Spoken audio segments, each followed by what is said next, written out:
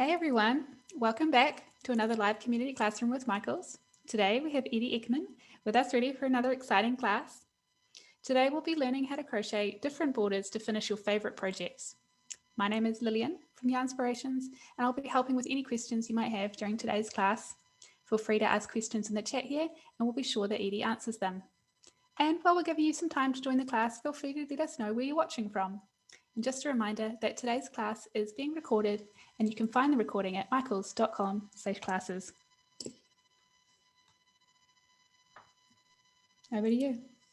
Okay, great. Hi, everybody. Nice to see you. I see some familiar faces. Hi, Wendy.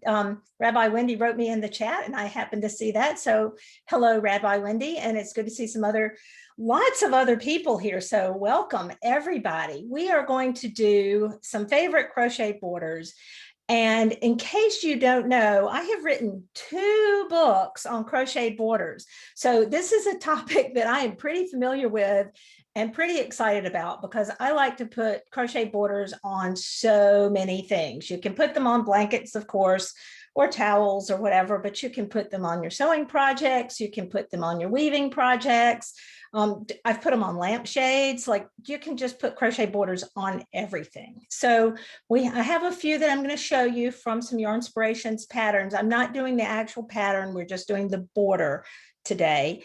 And on some of these, I'm going to be following a stitch chart, but if you have the pattern, you can also follow along with the text. So you'll see what I'm talking about as I share my screen and as I share my hands to show you what we're going to be doing. So the first one I'm going to do is first of all, I'm using Karen's Simply Soft in colors, let's see, soft blue and country blue. So these are not necessarily the colors that are used in the patterns that I'm following, but they are just the ones I'm using for demonstration. So the first thing I want to do is talk about the reverse single crochet border. So a reverse single crochet, for years I thought it was just like turn it around and work single crochet in the other direction, but that's not what it is at all.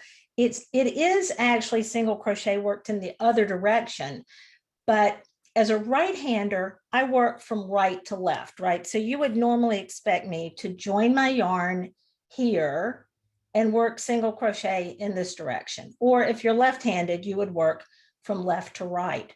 But with reverse single crochet, let me put a little more light on my hands here. With reverse single crochet, I'm actually going to start over here on this edge and work backwards. So this is from the warm-up crochet cowl. Obviously, this is not a cowl, it's a little swatch. But I'm going to join with a slip stitch and do a chain 1 to get started. Now, pay attention because it's tempting to want to turn my hook this way and work in that direction. But if you're following along with me, I would really encourage you not to do this yet. Don't try to do it with me, just watch, because you're going to miss a few important things if you're not really watching where I'm going with it. So the trick here is to 2 things. Keep track of this loop that's on my hook because it is going to want to fall off. So I've got to be the boss of this loop and I've got to keep my finger on it. The other thing is my hook is always going to be pointing to the left, just like a regular crochet. Like if I'm crocheting in this direction, it's always pointing in that direction, right? And now I'm telling you you're crocheting in this direction, but I want you to keep your hook in this direction.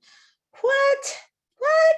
Okay, here's what's going to happen. I'm going to go backwards and put my hook under both loops of the next stitch. Now notice which way my hook's facing. It's still facing the regular way, and I have to hang on to this hook, this loop right here, while I do my yarn over and pull that loop up. Now I have 2 loops on my hook, do a yarn over and pull through 2. So it's a single crochet, but it's a single crochet that's going in the other direction. Let me do that again. I'm going to hang on to this, go backwards, insert my hook under both loops, whoops, under both loops. You see it right there. It's under 2 loops, just like you would do a normal single crochet. I'm going to hang on to that loop, do a yarn over, pull it up, then yarn over and pull through both. It looks a bit of a mess. The first couple of stitches always are a little bit messy, but you'll see what happens after we do a few more. So there's my next V that I'm going to work under both loops, yarn over, pull up a loop, and yarn over, pull through 2. What's going to happen if I don't hang on to this loop? Let me show you. It's going to want to just like, this loop's going to want to come through here like that or something. You can't let that happen. You have to hang on to it. So going backwards like this. I'll do one more and show you what we end up with. What you end up with is a nice rolled edge. It's maybe a little hard to see on the camera, but it's rolled. It's not straight across like it is when you have a regular stitch, but it gives this nice rolled finished edge, which is really, really nice. Now, generally speaking, this is going to be the last row of a piece because you can't really work into this reverse single crochet very often. What would happen if you wanted to do some more crochet above this is instead of working under both loops, you would just work under the front loop when you go in, and then that would leave the back loop to be able to continue doing some crochet. So generally speaking, you're not going to be crocheting into this. This would generally be considered the final row or the final round. And you can do this with any yarn at all. Now, if you're left-handed, you're going to be working in the other direction. I'm going to give it a shot to see if I can demonstrate this left-handed, but we don't know how that's going to work very well because I'm not really left-handed, but I'm willing to give it a try. And if I mess up, just know that I was doing my best because a lot of you lefties aren't going to want to crochet right-handed. So I completely understand that. So let me see. I'm going to fasten this off here. And I'm going to join my yarn. Let's see, I have to hold the yarn with my right hand. I'm going to insert my hook, yarn over, whoops, pull up a loop. Yeah, I'm not going to be able to do it very well. Try it one more time.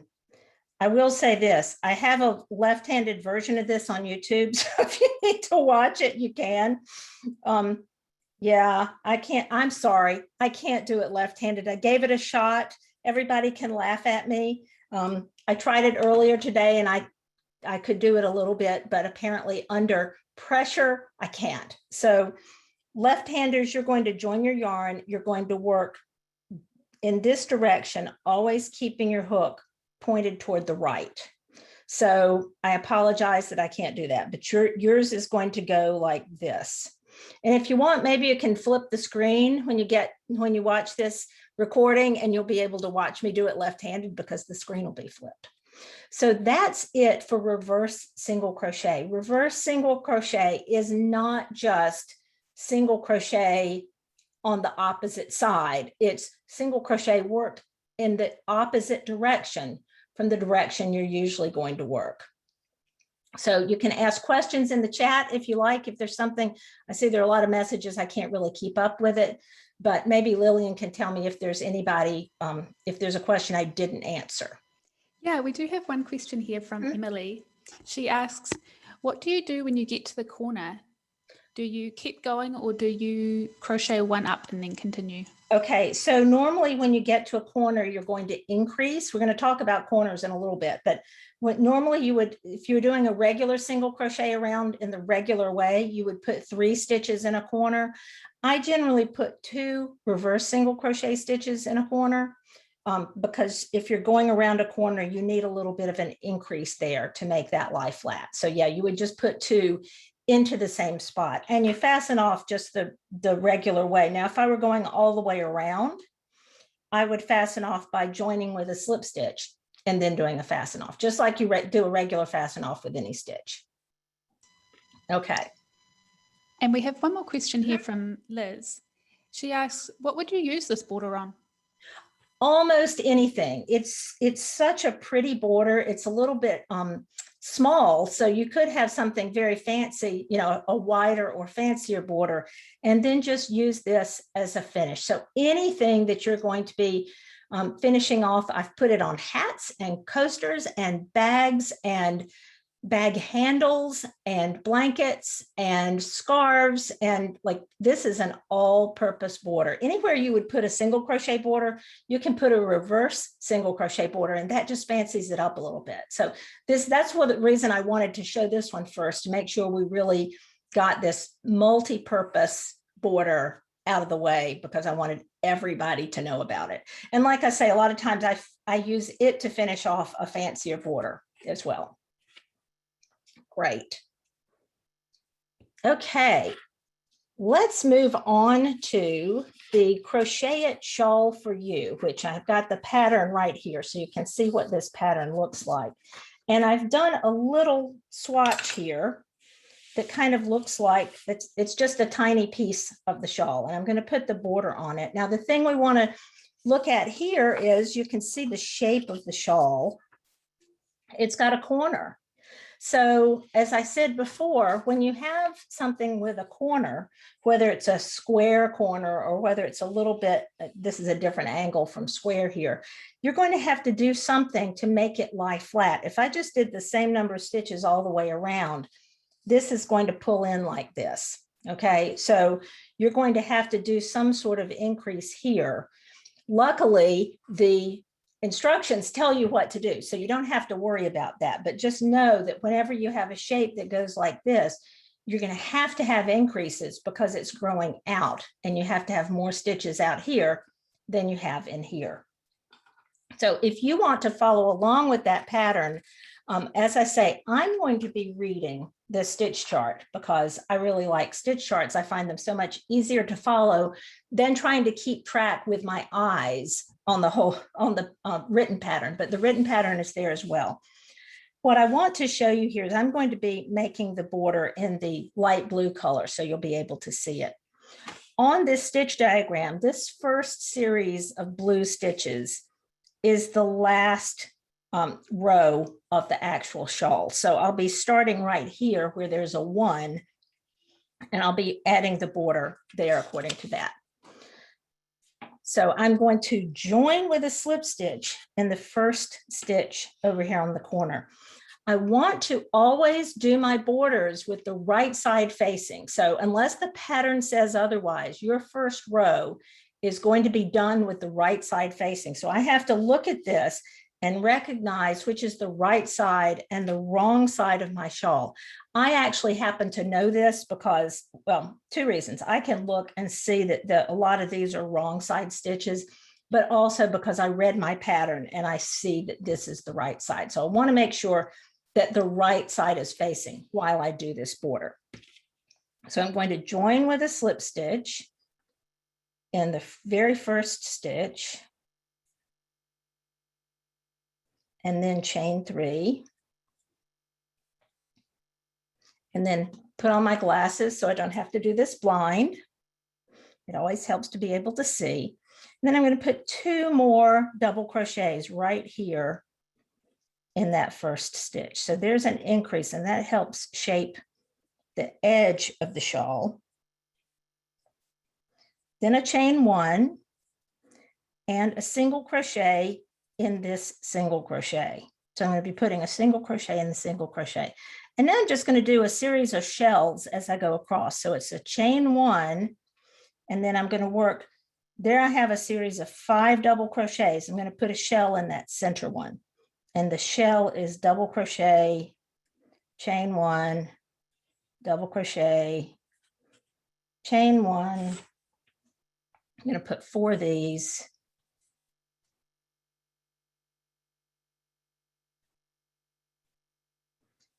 and then in with a chain 1 and a single crochet. So this is a pattern that I don't really have to pay that much attention to. Once I have decided, okay, I see what's going on, I'm putting one of these kind of open shells in the center double crochet of each of these 5 double crochet groups. I don't really have to look at my pattern much. I'm a big fan of kind of going off book with the pattern and just understanding what the pattern's doing. And because I understand what the pattern's doing, hey, I can even talk to you. You notice that I'm talking to you and crocheting at the same time. And guess what? I have never done this before. Sorry, I have certainly crocheted and talked at the same time, my goodness. But I have not practiced this pattern before. This is the very first time I have done this pattern. But because I understand what's going on and that's just repeated, I can do that without having to think too much. Now, though, I'm coming to my corner and I want to take a look at what's going on. So here I come up here. I'm going to have to do a little something different at the corner. I'm going to single crochet, chain 2, single crochet in the center, chain 2, and then single crochet. So let me go back to this. And now I am going to have to pay attention. So it looks like I'm going to single crochet in this single crochet, chain 2, single crochet in that center space, corner space, chain 2, single crochet in this next single crochet, and then I'm off to the races again. I'm just doing the same thing down this side. So we'll just see how fast I can do it.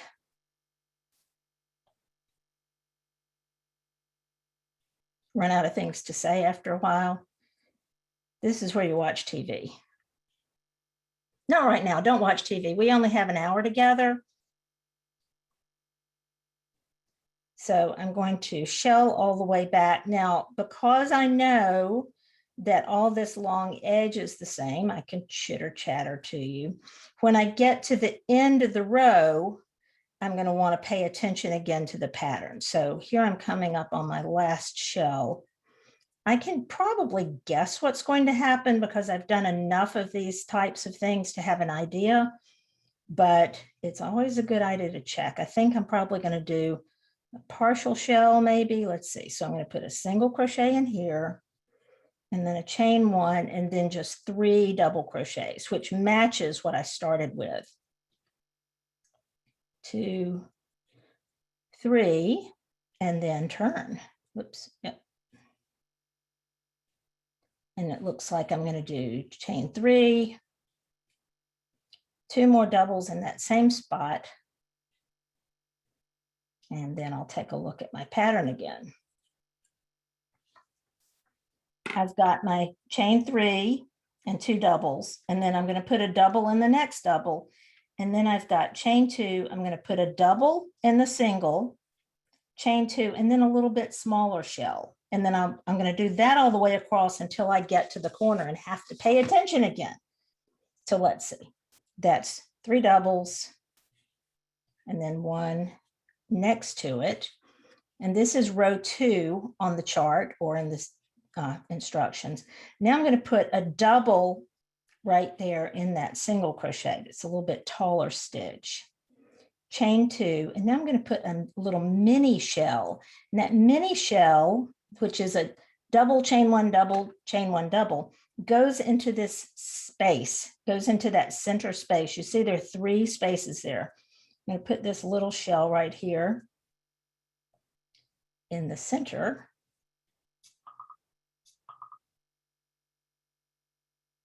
And then put another double crochet in the single. So I've already memorized that. I've got 2 chains, a little shell in the center space,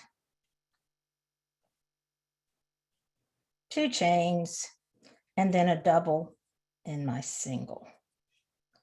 Now, I don't really expect you to be able to keep up with me as I'm doing this, but you have the pattern there and you can always come back and look at the recording if you need to follow along. And when it's recorded, you can always go back and stop it. All right, here I am at my corner, and I have to pay attention because something different's happening. So I'm ending with a double crochet. Looks like I have a chain 2, double, chain 3, double in that center, that corner single crochet, and then a chain 2. So I'm going to do that different thing here. So it starts with a double, chain 2, and then into this corner single crochet, I'm going to put a double, chain 2, double. Remember I said we have to increase at the corner? Well, there's your increase right there. I had a big increase right here around the corner. I need that to keep this lying flat. Then I'm going to start my series again, which is double my little fan. I'm interested in hearing in the chat, how many of you try to understand what's going on with the pattern so that you don't have to look at every single stitch? Because in my opinion, that's just like, that makes crochet too hard. I like to try to figure out what's going on and then just do that thing. And if I run into problems, then obviously I'm going to look at the pattern. All right. So we come up here, let's make sure and because I'm coming to the end of the row, I'm going to have to stop, take a peek at my pattern just to make sure I've got it right on the end of the row, because things go differently on the end of the row. So it looks like I'm going to skip one double, put a double in the center double, and then 3 double crochets in the last. Now, one thing I didn't mention here, and I probably should have at the very beginning, is that I'm using American crochet terminology. So when I say double crochet, I mean these tall stitches with a post. If you're in the UK, you would call these trebles and you would be completely confused. So there I am. I finished my second row. Now I'm going to turn this over because this is the right side. So here's what we've got going so far. And you can see it's forming these little scallops, but we have something different going on here at the corner, at the point of the shawl. So we've got one more row, and then I'll take questions. So let me do this one more row. So we have 1, 2, 3, 2 more double crochets. And then it looks like there's a double crochet in each one of the next double crochets. So I've got 3 more. 1, 2, 3, and chain 2. And then we get to do something that's really kind of fun. Let's take a look at the chart. So when you start looking at this row 3 of the chart, you see all these little frilly things going on. That's a lot of chain spaces, and that's going to create this little frill. So this part down here was boring, but now we're going to start doing all these little frills with chains and single crochets. And I'm going to have to count pretty carefully to see what's going on. So I did this part. I have my chain 2, and I'm going to put a single crochet in this double crochet. And then it looks like it's a chain 2. I'm going to skip this space and work into this next space. This space gets a single crochet, chain 3, single crochet, then chain 1, 2, 3, 4, 5. The next space gets that same single, chain 3, single, then chain 2, and single in the double. So let me stop right here and show you this. This isn't blocked very well, but you see how I've got a little bit of frill going on here? It just adds a little bit of curviness or scalloped to it. So let's do a few more. So chain 2, skip this space, work single, chain 3, single. Then I'm going to put a chain 5 in the middle. And the next space also gets a single, chain 3, single. I've memorized it, chain 2. We've got one more repeat of that before we get to the corner. I think maybe 2 more repeats. Also, the way I am holding my hook and my yarn is probably different from the way you do it. So whatever way you hold your hook and your yarn is fine, as long as you're comfortable and you're getting the results you want. So let's see where we are. I've got at the corner. So they're my little frills. And at the corner, I'm going to do a frill, although it's not the same kind of frill. So I'm going to do chain 2, single crochet in this double crochet, chain 3. Then in that corner space, I'm going to put a single, chain 5, and a single, then a chain 3, and single crochet in that double crochet. So that corner one mimics what's been going on. You've still got 2 little short ones and a long one in the middle. It's just the placement of it that is a little bit different. All right, so then we just continue down chain 2 and do that all the way down this side. Now, if you wanted to be fancy, you could play with doing this border using different colors. Like what would happen if you made the last row in a different color? How would that look? And you could just play with it.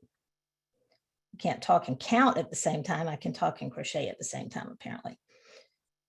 So that's the kind of thing I like to do. Is this is called the Crochet It Shawl for You. And I think there's so many opportunities to make this your own, or if you were using a color changing yarn, that would be a fun thing to see what happens with your border as the colors changed.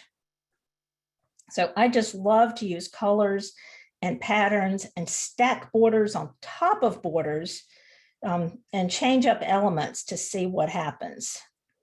And how are you going to know whether the one, like you're going to change it up to suit you? How are you going to know whether it's really going to work? Or are you going to like do your whole border on your entire shawl and then decide, yeah, I don't like that?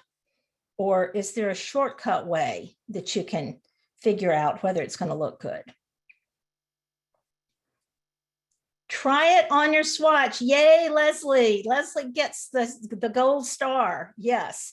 So what I'm doing here, I'm going to stop here for just a minute. What I'm doing here is a swatch. It's a little piece of crochet that looks like my shawl. And it's not that many stitches. You see, I've been doing this in like 20 minutes, but I could have been playing with color or different yarns or whatever so that we can see what it looks like. Do I like this light blue color on the dark blue? So it's just a swatch is a way of experimenting with the texture and pattern and so on. So let me finish up here.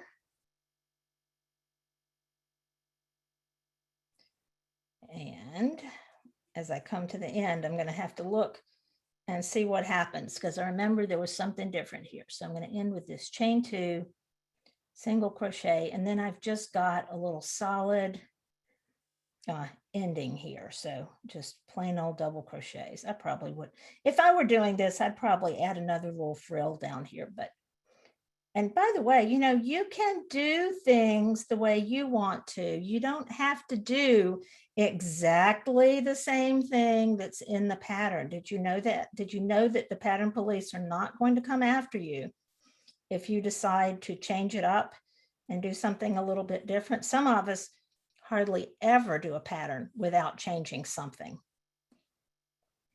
And as a designer, I realized that sometimes what ends up in the pattern is not what the designer originally intended, because somebody else said, no, we want you to do it this other way. So here I'm going to fasten off, cut my yarn, pull the tail through, and then I would weave in the end And there is my, should turn around like a shawl. And there, that looks like just about the right size for American Girl doll or something, right? I don't have a doll, but that is the border for the Crochet It shawl for you. And when you do it larger, obviously it's going to be a slightly different shape. But I think that's a really fun, it's just 3 rows, and it's nothing but single chains and double crochet. So it's not even a hard border. You can follow the written instructions or you can follow those charted instructions. And I was following the charted instructions because I just find them easier to follow. So let me stop and see what questions you have on this one. Yeah, sorry, I'll just re-find it. There's a question here from Sarah asking, will the same border work on the straight edge of a blanket versus the scallops of this pattern? Yes, so you could do the straight edge. If you didn't have a corner that you wanted to work on, you would have to adapt the edge here. You wouldn't want to increase. In other words, you would probably, let's see, what would I do? I would probably end it right here and right here. So you could just repeat that part back and forth if you wanted, or you could do the corner, you could do this same corner all the way around. So you just have to know whether or not this corner is adapted for, if it's a blanket, for 90 degrees. It shows 90 degrees here, but you can see that mine is not actually 90 degrees on here. So you would really want to try that on a swatch to make sure that that corner really is going to adapt to completely square if you were doing it. And there's another question here from Deborah. She asks, do you ever use a standing double crochet to start rather than chain 3? Absolutely. As a matter of fact, I always use a standing stitch to start. I was following the instructions in the pattern rather than a standing stitch. So a standing stitch, for those who don't know, and by the way, I'm the one who coined the term standing stitch. I didn't invent it. I just gave it a name. So a standing stitch is just when you start with a slip knot on your hook and start doing a stitch. So I'm just going to put it in the side here. So if I wanted to do a double crochet, I would just do a standing double crochet like that, just by starting with a slip knot on my hook, rather than doing that join with a slip stitch and chain 3. So good question. And yes, I absolutely do them all the time. I almost never join with a slip stitch and do a chain 3. But that was not today. That was not the point of today's class. So I was just following the instructions as written. Of course. We also have a question here from Marilyn. She asks, where do you learn what each symbol means in your chart? And we do have a couple of other people asking about the stitch key. So maybe you could take us through that. Yes. So in this particular pattern, there's a stitch key right here that has the chain and the slip stitch and the single crochet and the double crochet. So you can see what each symbol means. So every chart you ever use is going to have a stitch key. If it doesn't, then I would not recommend probably using that, but every chart is going to have a stitch key right next to it. I did a class for Michael's last month, maybe, on reading crochet charts and symbol diagrams. So I don't know if that's something that's still available, Lillian, that you can put in the chat. It is available. It can all be found on michaels.com safe classes, but thankfully Emily popped the link directly into the chat for everyone as well. Mm-hmm. Yeah. So I absolutely adore charts and I find them easier to use. Any other questions for that one? Yeah, Debbie asks, on the end of row 2, where are the last 3 double crochet stitches inserted? At the end of row 2, let me look at the chart, they are inserted right into the very last stitch. So these last 3 double crochets are in the top of that turning chain from row 1. So, and you can tell from this chart that chain 3 counts as a double crochet. So those last 3 double crochets on row 2 go into the top of the turning chain. Okay. All right, well, let's move on to the Happy Holiday Throw, which it's a really cute pattern here, but excuse me, I didn't make it. So I just have a little swatch and a little blue swatch. How about that? Is that any surprise since I'm doing blue? But there are lots of things I want to talk about in terms of adding edges to a blanket. So let me stop and grab a drink here. So I just have a little piece of double crochet here because I want to show you a lot of different things about adding edges to something. The first thing is I like to do what I call a base round around a piece of crochet. So if I'm doing a blanket, and in this pattern, they actually do have you take yarn A and crochet around, and they tell you how many stitches you need, because if you're doing a stitch pattern that requires a certain multiple, you want to end up with the right number of stitches. I bet a lot of you have tried to do a border where the stitches, where you ended up with not the right amount of stitches, especially when it came to the corner. And so what I have done here is I've made sure that I know what my corner stitches are because I've put markers in them. I have a special marker in the beginning corner stitch. So the other thing I did, if you look really carefully here, you see something weird going on here with this light blue. The first round that I did of this, I have 2 rounds of single crochet. The first one I did in the dark blue color. This main part is dark blue and this part is dark blue. And I did a round all the way around in dark blue, which you can't even really see. You see how it just blends in? Except over here, I did that first, along this edge, I did that first row in light blue.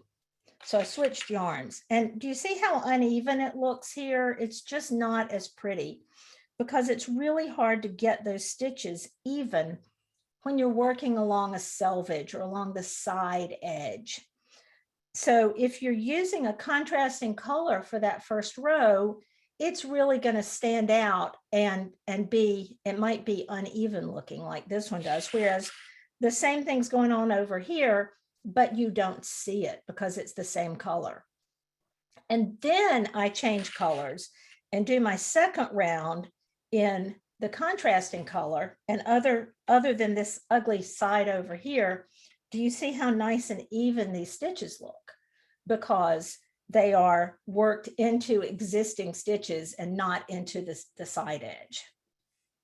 Another thing to pay attention to when you're working along a selvage edge is you do not work into a space. So if you look really carefully here, I have put all these stitches, well, let me do it over here where you can actually see the difference. I have put all the stitches into a stitch. I have not worked into a chain space. I didn't put my hook here. I dug into the side of the stitch and put it into that space or into that stitch, not into the space, because otherwise you're going to get big, ugly holes. So you want to have a nice, smooth, even base. Another thing you want to do is make sure that when you do have the right number of stitches, that it lies flat.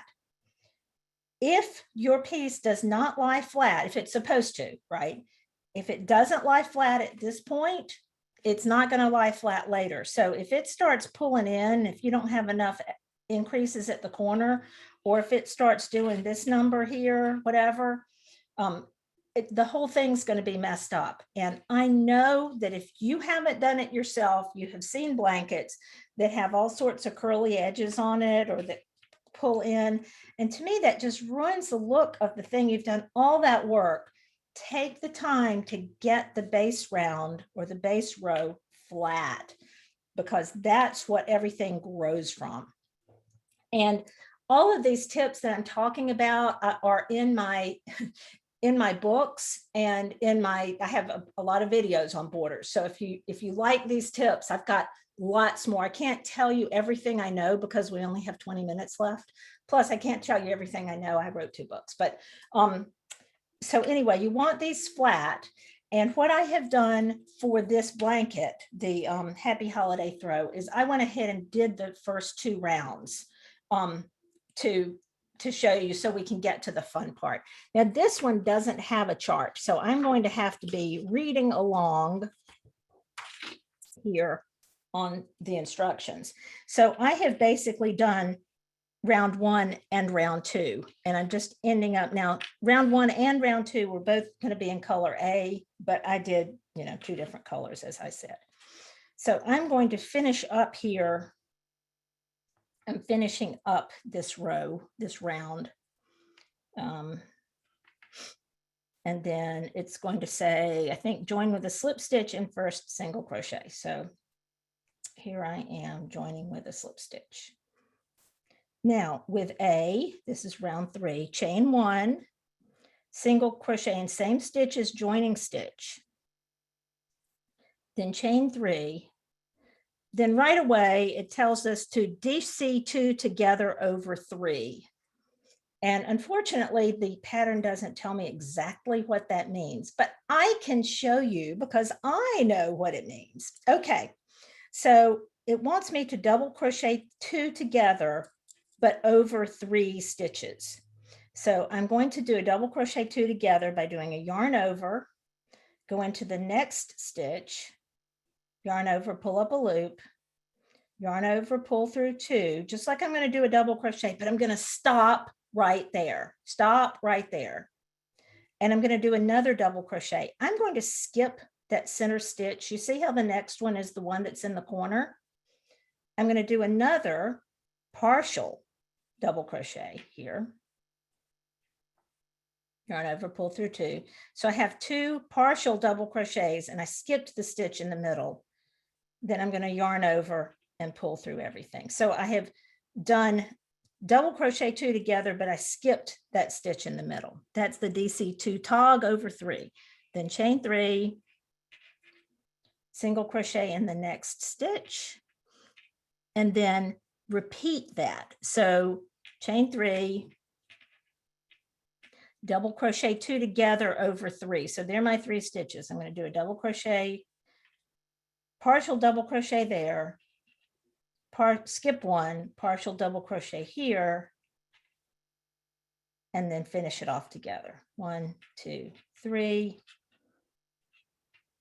single crochet in the next, and I'm just doing that across. So let me do it across one more,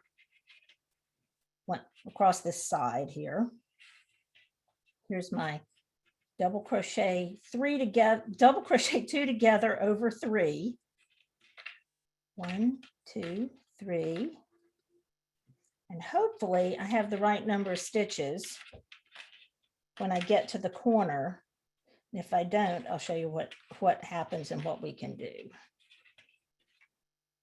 I'm sorry, my markers are making so much noise on my desk here. All right. 1, 2, 3.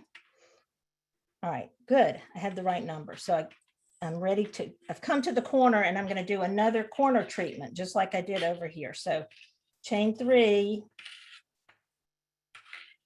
I'm going to do my double crochet 2 together in the corner, because the one I'm skipping is that corner stitch. So you can see I skipped that corner stitch and finish off. Okay.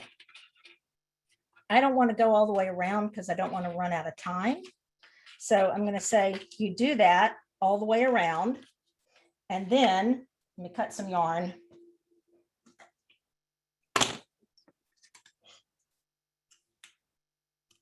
And then you're going to come back, la, la, la, la, la. You come back, you're going to join. Let me do my double crochet 2 together over 3, which is going to be here. We can pretend I just did all the way around, can't we? Does everybody have a good imagination and see what I did? I end with a chain 3 and a slip stitch in that first stitch. All right. So pretend I went all the way around, and then I'm going to fasten off A, and it wants me to change colors. So because I only have 2 colors with me today, I'm going to take these out too because they're making a racket. I find it really helpful to use markers in my corners just so I know, I just don't lose track of where they are. And I'll move those up each time. As I work each round, I'll move them up to the new corner every time. So now I'm going to take my country blue, and it says to draw up a loop in any single crochet of the 3rd round. So it says to draw up a loop, but you know what? Why don't I start with a standing single crochet since we mentioned those? So I'll just start with a single crochet in that, well, let's put it here, in that single crochet. All right, then I'm going to chain 3, 1, 2, 3, slip stitch in next double crochet 2 together. So in the top of that stitch, I'm just going to slip stitch, which is just go in and pull through everything. Then 1, 2, 3. And then let's see, I'm reading my pattern. It has me single crochet in the next single crochet. Okay, got it now. It's chain 3, 1, 2, 3, slip stitch in the tall stitch, chain 3, single crochet in the single crochet. Got this memorized. 1, 2, 3, slip stitch in the tall stitch, 1, 2, 3, single crochet in the next single crochet. So you see, it's just adding a little blip of color here, which is a good way to outline it. And I think that looks great when the main color is here and then you've got that little accent color. What do we do at the corner? Well, it looks like we're doing exactly the same thing. So 1, 2, 3, slip stitch in the tall stitch, 1, 2, 3, single crochet in the next. It didn't fasten that off. That could be a mess. Single crochet in the next stitch, and so on, all the way around. And because I started here, when I come back around, it's going to be something like slip stitch in the tall stitch, 1, 2, 3, single crochet in the next single crochet, 1, 2, 3, slip stitch in the tall stitch. Oops, yep. 1, 2, 3, and then you'll slip stitch in that beginning stitch and fasten off. So I have way more ends here than you would actually have because I started and stopped so many times. All right. So if you don't look at this part, but you just look at this part, you can see how cute that is. It's a little scalloped edge. And of course, you could do any combination of colors. This is really plain, but that throw really has all those different colors, which I think is a really fun way to do it.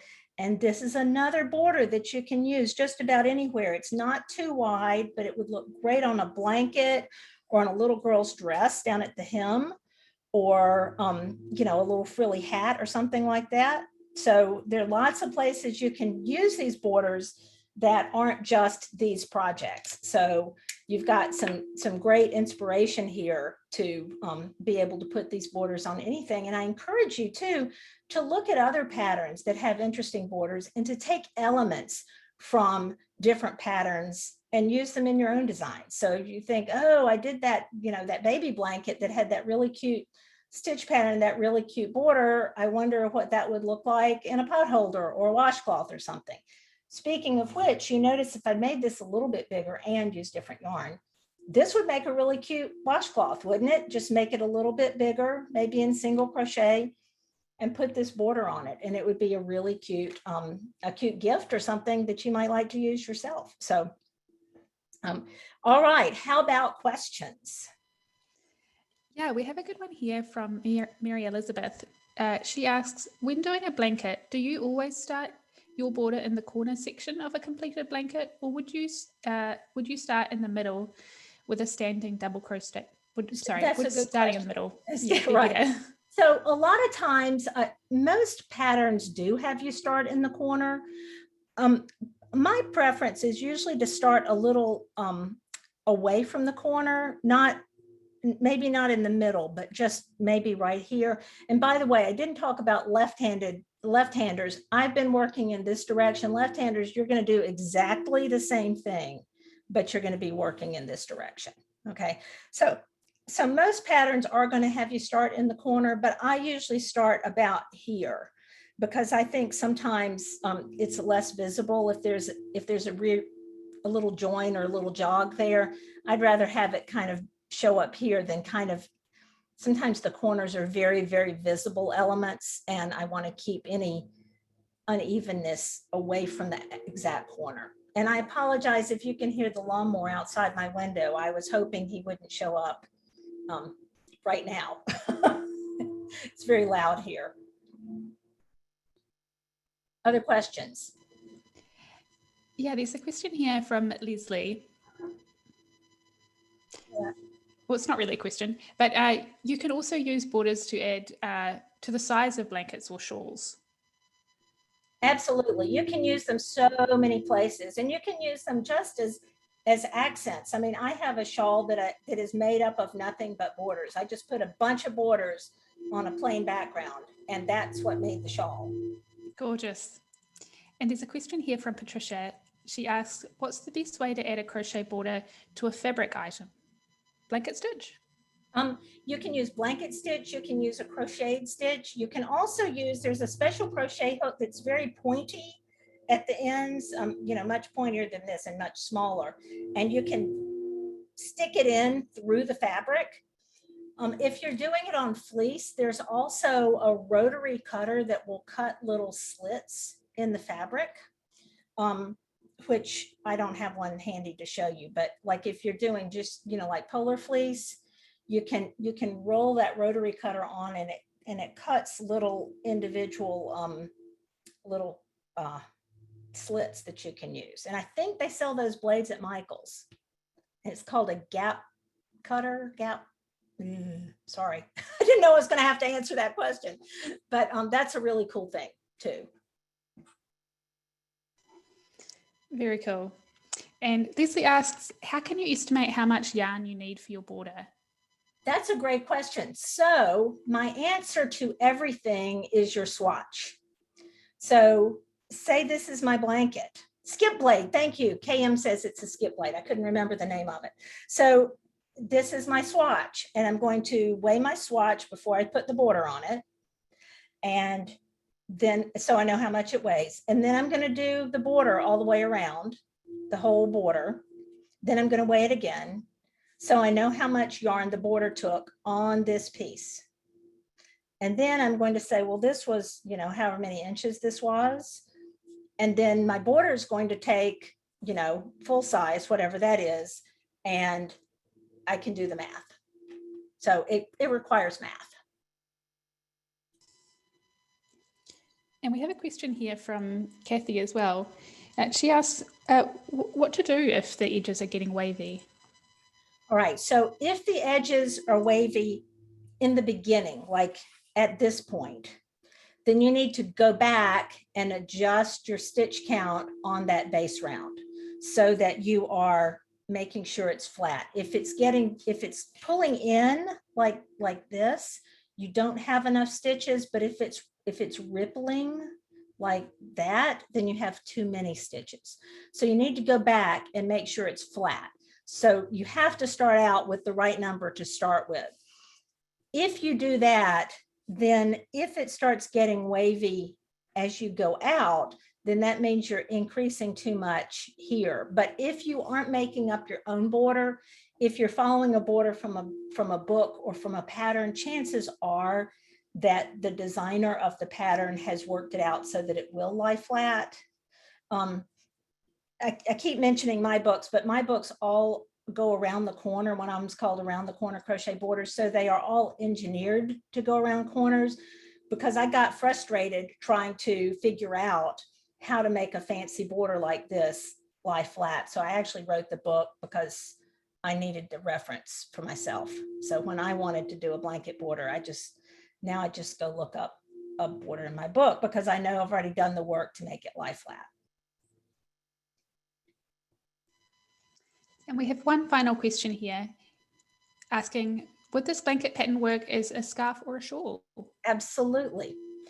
You would use a different number of stitches, obviously, but I think it would make a really cute shawl if you don't want to do a full blanket or scarf. Absolutely. I love the colors in it. And it's really happy. It says happy holiday. I don't even know why it's a holiday because it looks springtimey to me. Yeah, I think there's a lot of options to play with color with that pattern, Yeah, isn't there? absolutely. Yeah. There's been quite a lot of comments saying how they really love the 2-color border. Yes. Yeah. And any of these borders I showed you could be done with more colors. It's just these are the colors I had available to me today to do these. And I really wanted to show you kind of more the techniques than the playing with color work. The next class I'm teaching for Michael's actually is on crochet color work. So I hope you'll join me for that too. So, wonderful. Yep. Thanks so much, Edie. Thanks for joining us today for this live community classroom with Michaels. And don't forget to share your work with hashtag #MakeItWithMichaels and hashtag Yarnspirations. And just a reminder that you can find more classes on michaels.com and the recording of today's class at michaels.com/classes. Thanks, everyone. Yep. And you can find me at edieekman.com. Thanks.